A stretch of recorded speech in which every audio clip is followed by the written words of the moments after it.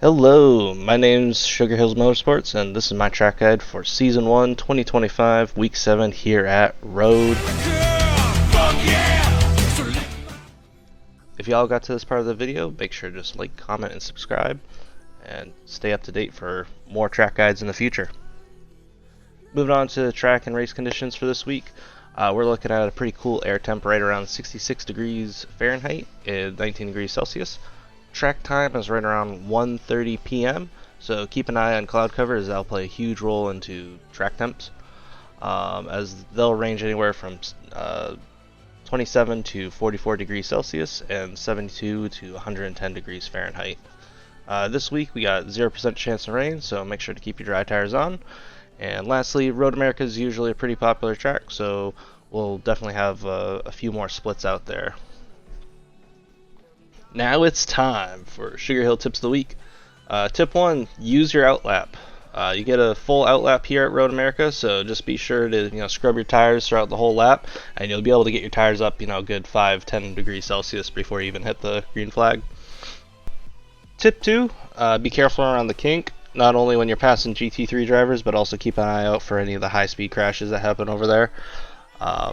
Definitely it's an easy way to get a meatball when you're just trying to pass by some people that are limping alongside of the road. Tip 3 this week, just prioritize your exits. There's a lot of long straights and a lot of good overtaking opportunities at the end of them. So just make sure to focus on your exits to help either defend or just get by somebody with ease.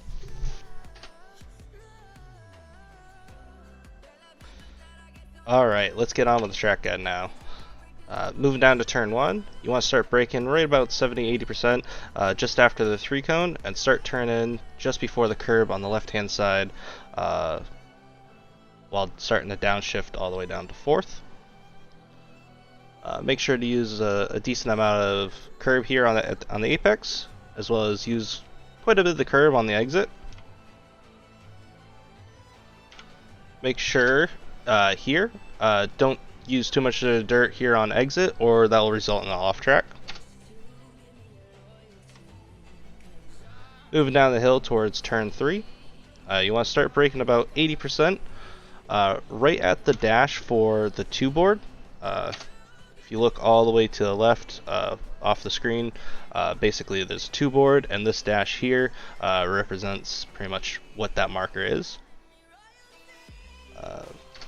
Right at the 2 board, you want to start braking, right around 80%, and start downshifting all the way down to 2nd. Taking a whole lot of curb here on the right hand side isn't super necessary, but you definitely can if you want to.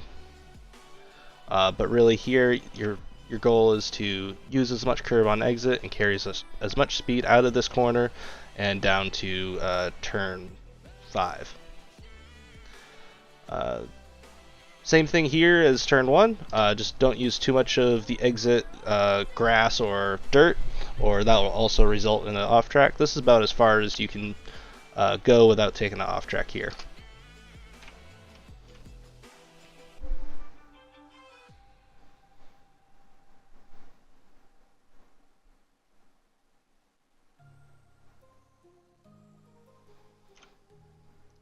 Alright, approaching turn 5 here. This is equivalent to turn 1 of Daytona.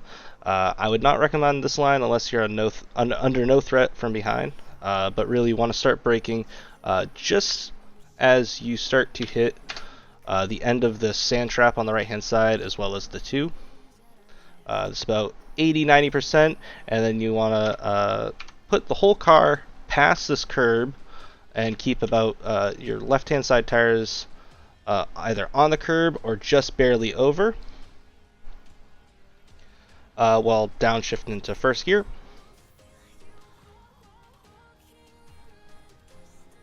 At the apex, just make sure to use a lot of curb here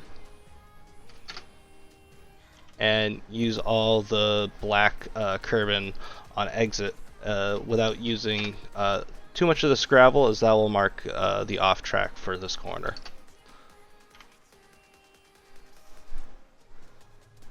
Going up the hill towards turn 6, you want to start braking just before you get under the Corvette bridge. I go about 50 40 to 50%, and I usually like to keep it in second by the time I get to the top of this hill. That usually keeps the rear of the car pretty planted and doesn't want to spin around on me. I find first gear very twitchy and almost impossible to use here.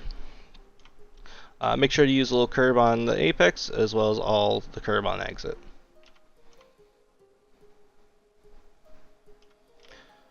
Turn 7 here is all flat out.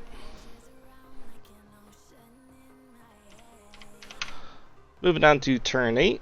Turn 8, you want to start braking just before the 2. This is about 85%, and your goal is to get down to first gear by the apex. Make sure to take a lot of curb here at the apex. There's a slight dip in the curb that kind of gives you a little bit of a hook and allows you to get a good amount of rotation coming out of this corner. I got probably a little too much here, but it just gets you kind of hooked around and ready for the carousel up here.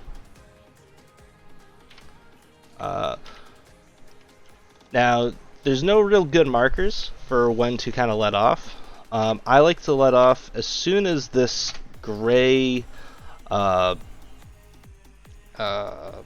guess, clay on the right hand side starts to end. And my throttle up point is kind of right when I'm able to see this this gray clay on the right hand side. It looks like just a extra bit of asphalt. Maybe it's not clay. At least in VR it kind of almost looked like clay. But just, yeah, this little extra bit of asphalt here that is just my visual indicator to start getting back on the throttle. Want to keep your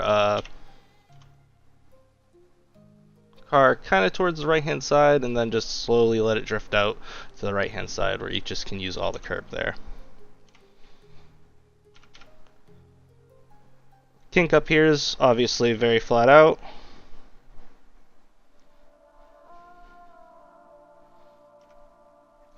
Moving on to turn 12 up here. Your braking marker for this turn is the 3 mark on the left hand side. It's right around 80-90%, and you want to start downshifting all the way down to second gear. This turn I probably use a little bit more brake than I typically would recommend, but that's just something I'll just need to improve on. Start braking right around the 3. Just after the 1 you want to start your turn in. Make sure to use a whole lot of curb and a decent amount of the dirt here. You can use all this without getting off track. And then let it run wide, all on this black curb. And then same thing as turn 1 and 2, or 1 and 3 actually. Just don't take too much grass or dirt here on exit, or that will also result in an off track. Very easy to do when you're just trying to carry a lot of speed out of that corner. Turn 13 here is flat out. Just be careful on cold or worn tires. It can be a little slick. Moving on to the final turn, you want to start braking just before the 2 marker, or just as the 2 dash kind of you're just about to approach it. It's about 60 or 70%, and then you want to start downshifting all the way down to second gear.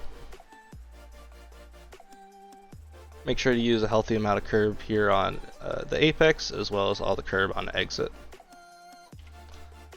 Careful here on exit. If you dip 2 tires in on the left hand side, just make sure that you just try to keep the car pointing straight, because it's easy to, with how much lateral grip is going through the car or just lateral forces. If you dip 2 tires here on the left hand side, sometimes you'll see a lot of people just spin out and go into that wall on the right hand side. Then your job here is just keep it flat open and go up the hill and bring her home.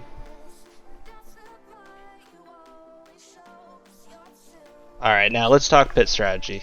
This week, pit entry is pretty easy. You just come around turn 14, keep on accelerating, and enter the pit lane entry here. Keep on accelerating until you hit a little bump in the pavement, and then you just slam on your brakes and get down to about 72 kilometers per hour. Right, this week on a full tank of gas, we should be able to do a maximum of 17 laps -1 lap for the full pace lap, so we're looking at like a total of 16 laps on the first tank of fuel. Taking a pace of 1.875 minutes per lap, or that'd be equivalent to a 152.5. You should be able to burn that full tank of fuel within the first 30 minutes. You need approximately about 15 minutes or about 8 laps worth of fuel, which is about 30 liters or 7.95 gallons. Pit windows should open up right around lap 8 and end on lap 16. But you should probably hit the brunt of the GT3 traffic right around lap 9 or 10. This will be just about the same time the GTPs will catch the tail end of the LMP2s. So I expect lap 9 and 10 just to be a pretty good time to avoid all the traffic between the GT3s and the GTPs. Thanks again for making it to the end of the video, and I'll see you guys all next week for week 8 at Monza.